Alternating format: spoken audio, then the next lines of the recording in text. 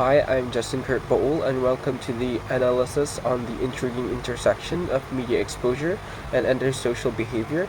Today, we'll explore a real life case where media content exposure played a role in influencing troubling behaviors.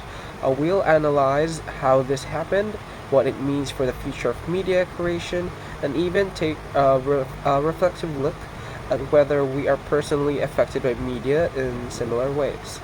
A prime example of antisocial behavior linked to media exposure is the case of Jared and Amanda Miller, who were heavily influenced by conspiracy based online media and extreme right wing content. Their media consumption fueled their radicalized views, culminating in a violent shooting spree in Las Vegas way back in 2014. Investigations revealed that the couple immersed themselves in anti government rhetoric and believed they were revolutionaries inspired by extremist narratives they found online. While media exposure was a significant influence, other factors like unemployment, isolation, and pre-existing mental health issues exacerbated these situations. The case raises critical questions about media content moderation and curation. Should digital platforms bear responsibility for pushing content that radicalizes individuals?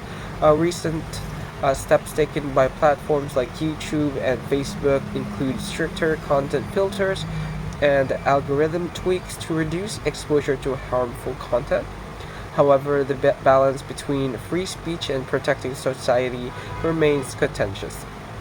And the case highlights the importance of media literacy and responsible media consumption. As users, we need better tools to differentiate factual content from manipulative narratives.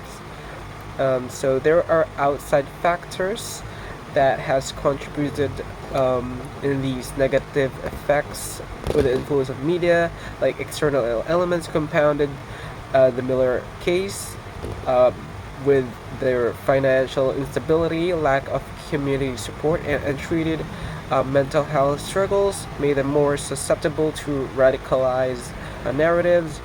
These factors serves as reminders that content alone isn't always to blame. Also, we need to consider the life circumstances and social disconnections can also magnify media influence. On a personal note, it's worth reflecting whether media exposure leads to subtle antisocial tendencies in ourselves. One case for me might be the growing cynicism I noticed after binge watching political documentaries that portrayed every institution as corrupt. I found myself being less trusting of news outlets and more argumentative in conversations about politics. Another example would be spending hours on social media and sometimes encourage behaviors like ghosting or avoiding face-to-face interactions. Being aware of these subtle changes helps in moderating our media consumption habits. In conclusion, while media can inspire antisocial behaviors, it's often a complex interplay of factors that drives individuals to extremes. The responsibility lies both with media creators and consumers to cultivate a healthier, more balanced relationship with media content. And that's for my video.